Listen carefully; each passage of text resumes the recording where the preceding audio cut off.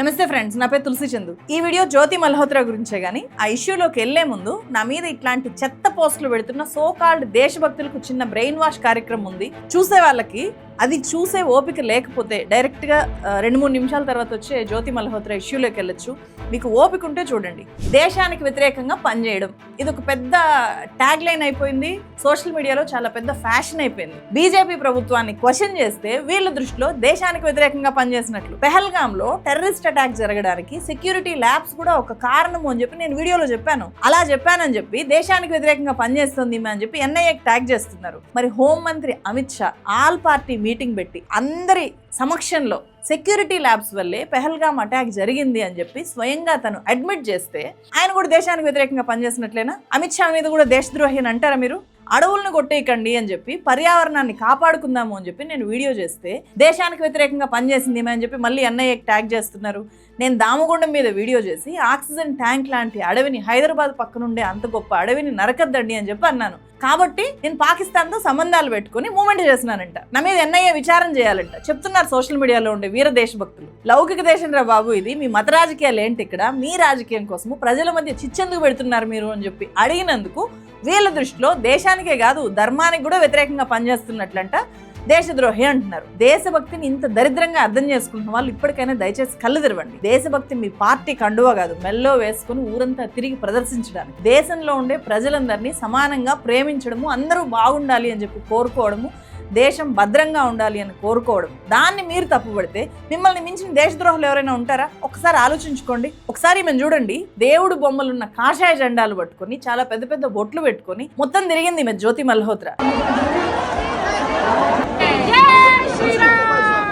చాలా టెంపుల్స్ మీద వీడియోలు చేసింది. बद्रीनाथ धाम के कपाट आज दोस्तों मैं हूं अभी 12 ज्योतिर्लिंगों में से एक ज्योतिर्लिंग। दोस्तों अभी हम सालासर मंदिर में हैं। ప్రారంభోత్సవం రోజే అయోధ్య రామ మందిరానికి వెళ్ళి వీడియో రికార్డ్ చేసింది, తన ఛానల్లో పెట్టింది. जय श्री राम। अयोध्या की पावन धरती जहां पे श्री राम जी का जन्म हुआ था वहां पे खड़े हैं। పాకిస్తాన్కి వెళ్ళి చాలా హిందూ టెంపుల్స్ మీద వ్లాగులు చేసింది ఈమె.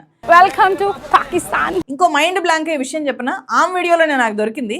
పదే పదే పాకిస్తాన్కి వెళ్తున్న ఈ జ్యోతి మల్హోత్రా తనను తాను హర్యానా బీజేపీకి చెందిన వ్యక్తిగా చెప్పుకుంది. వాగా బార్డర్ లో BSF జవాన్ కు ఆమె పాస్పోర్ట్ చూపిస్తూ ఏం చెప్పిందో వినండి ఒకసారి. ఇక్కడ ట్రావెల్ విత్ జో అనే ఆమె ఛానల్లో అప్లోడ్ అయిన వీడియోలో నుంచే నేను మీకు తీసి చూపిస్తున్నాను. 2025 మార్చ్ 6వ తేదీన జస్ట్ 2 నెలల క్రితమే అప్లోడ్ చేసింది ఈ వీడియోని. Indian girl in Pakistan crossing Wagah border అని చెప్పి అప్లోడ్ అయిన ఈ వీడియోలో 10 నిమిషాల 11 సెకండ్ల దగ్గరికి వెళ్ళి చూడండి, మీకు అర్థమవుతుంది. Security clear Haryana BJP BJP चाहिए हमारे को तो security clear Haryana BJP BJP चाहिए हमारे को। నిజంగానే ఆమెకు బీజేపీతో సంబంధం ఉంది అనో లేకపోతే ఆమె హర్యానా బీజేపీకి చెందిన వ్యక్తి అనో నేను అనుకోవట్లేదు. ఈ వీడియో చూస్తున్న మీకు కూడా ఆమె బీజేపీ మనిషి అని చెప్పట్లేదు, అది నా ఉద్దేశమే కాదు. ఆమె ప్రతి వీడియోలోనూ తనను తాను ఒక కట్టర్ హిందూలాగా చూపించుకుంది. అవసరం ఉన్నా లేకపోయినా నేను హర్యానా బీజేపీ అని చెప్పి చెప్పుకుని తిరిగింది ఆమె. Security clear Haryana BJP BJP चाहिए हमारे को तो। ఇక్కడ ప్రశ్న ఏంటి అంటే, అక్కడ బీజేపీ పేరు కాకుండా వేరే పార్టీ పేరు ఆమె చెప్పి ఉంటే, ఆమె పేరు జ్యోతి మల్హోత్రా కాకుండా ఏ జమీలా షేఖో అయి ఉంటే, ఈ సోకాల్డ్ దేశభక్తి ఛానళ్ళు మేమే దేశభక్తులం, మేము మాత్రమే దేశభక్తులము అని చెప్పి మెల్లో పార్టీ కండువాలు వేసుకోవడమే తక్కువ అనేలాగా చలామణి అయ్యే ఈ యూట్యూబర్లు, ఐటీ సెల్ ట్రోల్ ముఠాలు ఎట్లా స్పందించేవి? బీజేపీ అసలు పార్టీని పక్కన పెట్టేసేయండి, వీళ్ళు ఎంత రంకెలేసేవాళ్ళు, ఏ స్థాయిలో రచ్చ చేసేవాళ్ళు.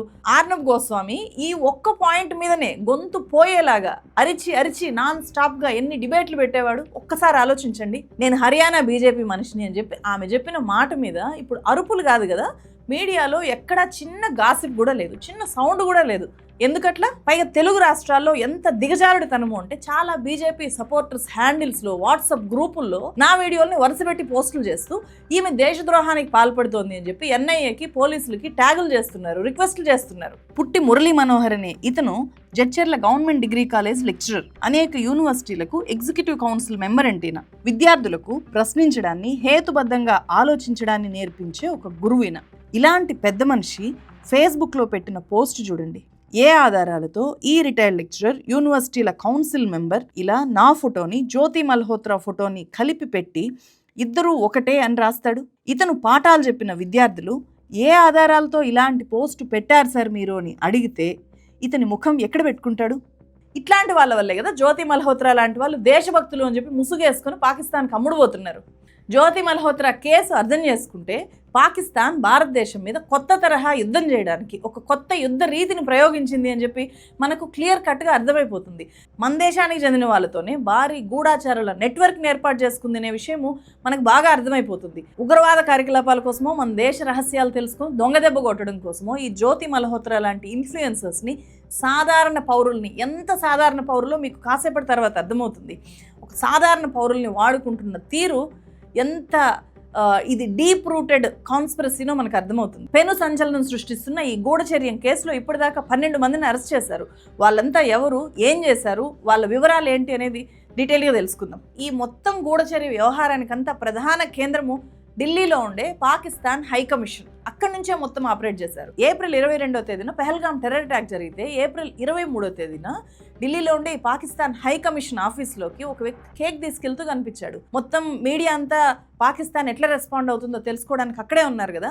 సో దేశమంతా తీవ్రమైన ఆందోళనలో, ఆవేదనలో మునిగిపోయి ఉంటే పాకిస్తాన్ హైకమిషన్లోకి ఇట్లా అనుమానాస్పదంగా కేక్ తీసుకెళ్తున్నారు ఎందుకు అని చెప్పి అక్కడే ఉన్న మీడియా అంతా అతన్ని చుట్టుముట్టి లోపలికి కేక్ తీసుకెళ్తున్న వ్యక్తిని అడిగారు, what is this cake for? ఈ కేక్ ఎందుకు తీసుకెళ్తున్నారు అని అడిగితే అతను ఏమీ చెప్పకుండా సైలెంట్గా లోపలికి వెళ్ళిపోయాడు. ఇది చూడండి, సేమ్ వ్యక్తి జ్యోతి మల్హోత్రాతో ఉన్న ఒక ఓల్డ్ వీడియో ఇది ఆమె అరెస్ట్ తర్వాత బయటకు వచ్చింది. ఆ వీడియోలో అతనితో కలిసి ఒక పార్టీలో జ్యోతి మల్హోత్రా కనిపిస్తోంది ఇక్కడ. ఇప్పుడు ఇంకొక వీడియో చూడండి. ఇందులో పాకిస్తాన్ హైకమిషన్ లో పనిచేసే యహసన్ ఉర్ రహీం అలియాస్ డానిష్, ఇతను కింగ్ పిన్ ఈ మొత్తం వ్యవహారంలో కూడా. ఇతని పేరు చాలా కీలకము. ఇతను ఆమెను సాధారణంగా ఆహ్వానించి లోపలికి తీసుకొని పోయి తన భార్యని, అక్కడ ఉండే ఇతరులని కూడా పరిచయం చేశాడు.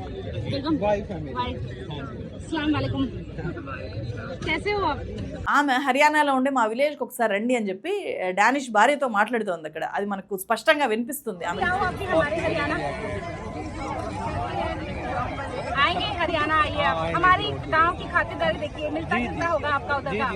ఆమె ఇదంతా కూడా ఒక వ్లాగ్ రికార్డ్ చేసి మొత్తం అందరి ఫేస్లు కూడా చూపిస్తూ మొత్తం తన ఛానల్లో అప్లోడ్ చేసింది. పెహల్గాం దాడి కుట్ర, Pakistan deep rooted spy network గురించిన మూలాలు కనిపెట్టడానికి ఎన్ఐఏ ఇప్పుడు ఆ కేక్ తీసుకెళ్తున్న వీడియో, ఆ తర్వాత ఆమె అదే వ్యక్తితో కనిపించిన వీడియో, ఆ తర్వాత ఈ వీడియో, ఈమె ఛానల్లో అప్లోడ్ అయిన ఇలాంటి చాలా వీడియోస్ని చాలా సీరియస్గా ఇన్వెస్టిగేట్ చేస్తున్నారు. ఇదే డానిష్ అనే వ్యక్తినే మే 13వ తేదీన ఇండియా అన్వాంటెడ్ వ్యక్తిగా ప్రకటించింది. 24 గంటల్లో దేశం వదిలి వెళ్ళిపోవాలి అని చెప్పింది. యాక్చువల్గా అలా వెళ్ళిపోమని చెప్పకుండా అతన్ని అదుపులోకి తీసుకొని అతన్ని విచారించాల్సిందేమో అని చెప్పి ఈ కేసును అర్థం చేసుకున్నప్పుడు నాకు అనిపించింది. మీకేమనిపించిందో కింద కామెంట్ చేయండి. ఆ డానిష్ని దేశం నుంచి బహిష్కరించిన 3 రోజులకు మే 16వ తేదీన పోలీసులు ఈ జ్యోతి మల్హోత్రాని అరెస్ట్ చేశారు. उस पर हमने काम किया तो ज्योति मल्होत्रा जो कि रेजिडेंट है हिसार की, उसको हमने अरेस्ट किया. तो she was in touch with PIOs and she had also visited Pakistan multiple times. और भी जो अभी उसके हमने लैपटॉप और मोबाइल जो है वो हम उसको अभी सीज करने की कोशिश कर रहे हैं कहाँ पे है. జ్యోతి మల్హోత్రా ఒక ట్రావెల్ వ్లాగరు, యూట్యూబర్ కూడా కదా. ఆమెకు ఇన్స్టాగ్రామ్ అకౌంట్ కూడా ఉంది, ఫేస్బుక్ అకౌంట్లో కూడా ఫాలోవర్స్ ఉన్నారు. సో ఈ మూడిట్లో కూడా ఆమె ఫాలోవర్స్ ఆమె అరెస్ట్ తర్వాత విపరీతంగా పెరుగుతున్నారు. సాధారణంగా ఏమనుకుంటాము, మొత్తం తగ్గిపోతారు, అందరూ వెళ్ళి అన్సబ్స్క్రైబ్ చేస్తారు, అన్ఫాలో కొడతారని అనుకుంటాము. కానీ అప్పటికి ఇప్పటికీ ఆమె ఫాలోవర్స్ చాలా పెరిగారు. జ్యోతి మల్హోత్రాది బాగా డబ్బున్న ఫ్యామిలీ ఏం కాదు, చాలా పేద కుటుంబము. ఆమె తండ్రి ఒక సాధారణమైన కార్పెంటర్, పనికెళ్ళి రోజు వచ్చి ఇంట్లో ఉండే వ్యక్తి. అంత చిన్న ఫ్యామిలీ. హర్యానాలో ఉండే హిస్సార్లో వాళ్ళు చాలా చిన్న ఇంట్లో ఉంటారు. ఈజీ మనీని, విలాసవంతమైన జీవితాన్ని ఎరగా వేసి ఈ జ్యోతి మల్హోత్రాని పాకిస్తానీ ఇంటెలిజెన్స్ ఆపరేటివ్స్ PIOs ఒక అసెట్ లాగా డెవలప్ చేసుకున్నారు ఫ్యూచర్ ఆపరేషన్స్ కోసము. ఏం చేయాలనుకున్నారో తెలీదు. ఆమె దేశంలో ఉండే చాలా ప్రాంతాలకైతే వెళ్ళింది. ఏప్రిల్ 22వ తేదీన టెర్రర్ అటాక్ జరిగిన పెహల్గాం కూడా ఆమె వెళ్ళింది. అంతకు ముందే వెళ్ళి వీడియో తీసింది. हमारा कारवां निकल पड़ा है. हाँ, तो we couldn't stop us कि रुकना चाहिए यार, एक बार रुक के फिर आगे चलेंगे. కశ్మీర్లో టూర్ చేసిన తర్వాత, పెహల్గాంకి వెళ్ళిన తర్వాత, పెహల్గాంలో కూడా వీడియోల్ని రికార్డ్ చేసిన తర్వాత ఆమె పాకిస్తాన్కి వెళ్ళేసి వచ్చింది. సో ఈ డాట్స్ అన్నీ కూడా కనెక్ట్ చేసే పనిని ఇప్పుడు NIA చేస్తోంది. పెహల్గాం టెర్రర్ అటాక్ మీద కూడా జ్యోతి మల్హోత్రా ఒక వీడియో రిలీజ్ చేసింది, రెస్పాండ్ అవుతుంది. क्योंकि जो भी अभी इंसिडेंट हुआ उसने हमारे पूरे दिल को, हमारी पूरी आत्मा को झकझोर करके रख दिया है. మే 22 నాటికి ఈమెతో పాటు మొత్తం 12 మందిని పాకిస్తాన్కు స్పై చేశారు అని చెప్పి అరెస్ట్ చేశారు. ఈ 12 మందిలో ఒక ఫ్యాక్టరీలో సెక్యూరిటీ గార్డ్గా పనిచేసే వ్యక్తి నుంచి పోస్ట్ గ్రాడ్యుయేట్ స్టూడెంట్ దాకా రకరకాల వ్యక్తులు ఉన్నారు, రకరకాల మతాల వాళ్ళు ఉన్నారు. టెర్రరిజానికి ఒక మతానికి సంబంధం ఉంది అని చెప్పి, ఒక మతం వాళ్ళు మొత్తం పాకిస్తాన్ని అభిమానిస్తారు అని చెప్పి కదా చేసే ప్రచారము.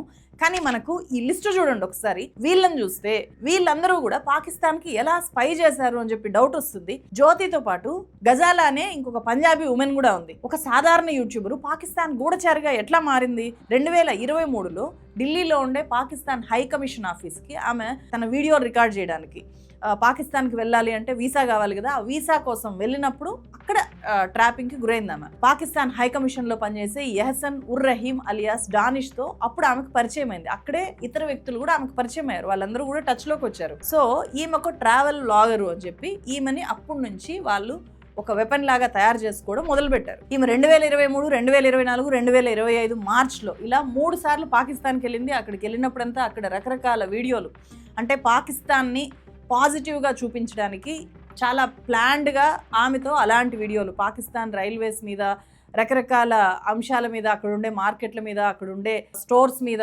రకరకాల వీడియోలు ఈమెతో సాఫ్ట్గా చేయించారు. ప్రో పాకిస్తాన్ నెరేటివ్ని ఈమె ద్వారా స్ప్రెడ్ చేయించడం కోసము ఈమెతో ఇలాంటి వీడియోలు పాకిస్తానే చేయించింది, పాకిస్తాన్ ISI చేయించింది అని కూడా ఇప్పుడు బయటకు వస్తున్నాయి, రకరకాల అంశాలు బయటకు వస్తున్నాయి. సో అక్కడ పాకిస్తాన్ PIOస్తో ఆమె డైరెక్ట్గా టచ్లోకి వెళ్ళింది అని చెప్పి, హై ప్రొఫైల్ పార్టీలకి అలాగే ఆమె అటెండ్ అవ్వగలిగింది అని చెప్పి బయటకు వస్తున్నాయి. 2024లో ఆమె పాకిస్తాన్కి వెళ్ళింది కదా, అప్పుడు ఆ తర్వాత వెంటనే చైనా కూడా వెళ్ళింది.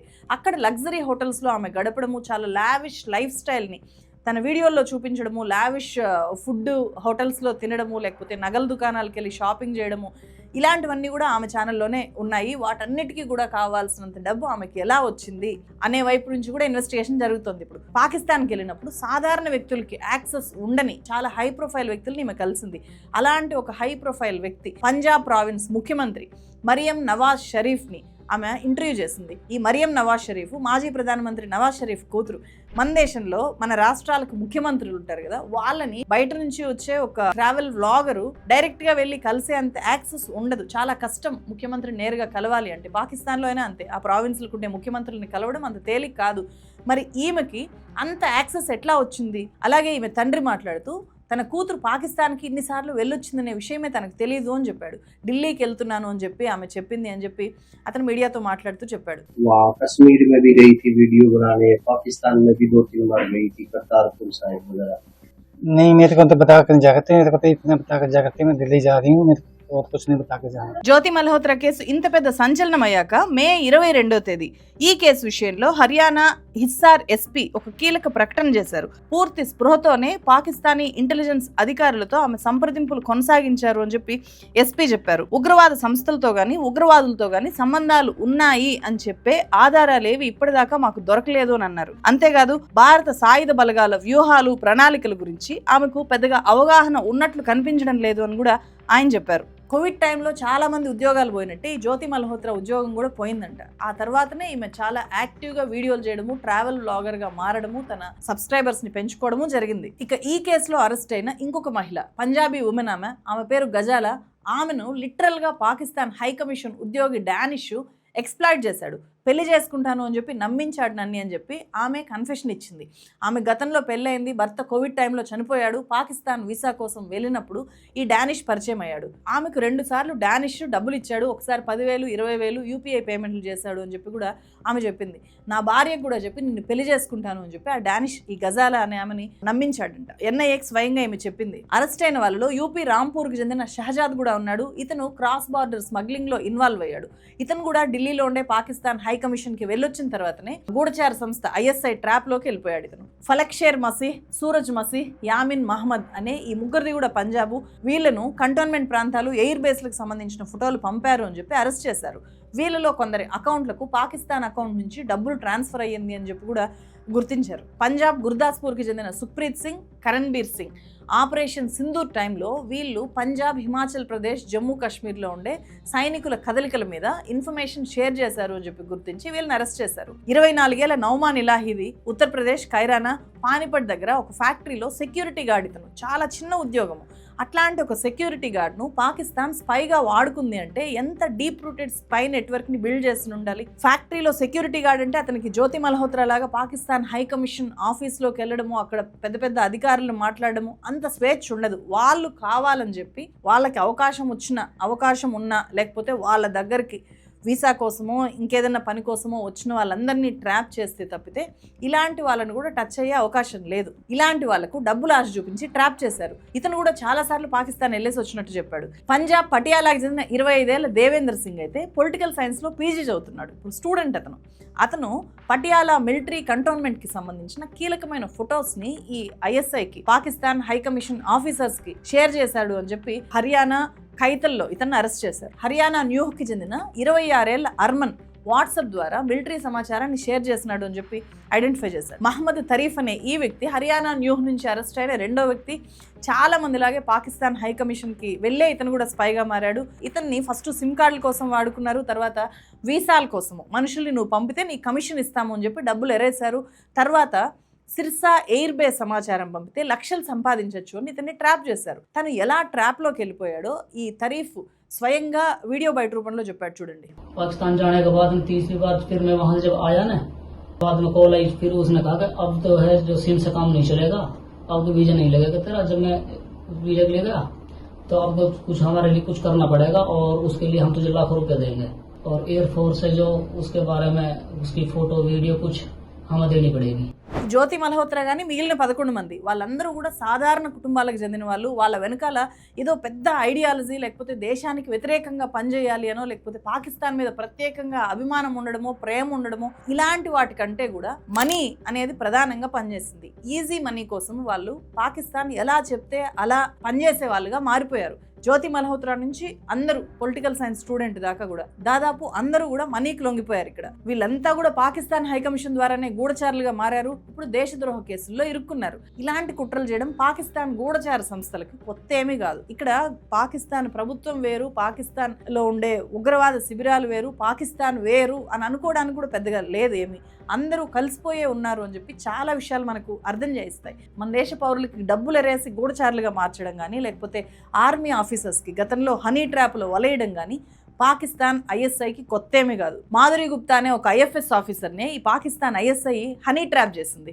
2010లో. ఆ ఇష్యూ మీద ఇప్పుడు మళ్ళీ చర్చ జరుగుతోంది. 2008లో ముంబై మీద టెర్రర్ అటాక్ జరిగిన తర్వాత 2010లో మాధురి గుప్తా వ్యవహారం బయటకు వచ్చింది. మాధురి గుప్తానే మన దేశ ఐఎఫ్ఎస్ ఆఫీసర్ని పాకిస్తాన్ ఐఎస్ఐ ఎలా హనీ ట్రాప్ చేసి సీక్రెట్ డాక్యుమెంట్స్ ని, ఇన్ఫర్మేషన్ ని యాక్సెస్ చేసిందో ఆ తర్వాత పెద్ద సంచలనం అయింది. మాధురి గుప్తాకి పెళ్లి కాలేదు. ఫారెన్ అఫైర్స్ లో ఆమెకి 30 ఏళ్ళ అనుభవం ఉంది. అప్పటికే ఆమె వయసు అప్పుడు 52 ఏళ్ళు. జంషద్ అనే ఒక యంగ్ అబ్బాయిని పాకిస్తాన్ ఐఎస్ఐ ఈ మాధురి మీదకి రంగంలోకి దించింది. ఆమెను ప్రేమలో పడేలాగా చేసి కీలకమైన డాక్యుమెంట్స్ ని, ఇన్ఫర్మేషన్ ని యాక్సెస్ చేసింది.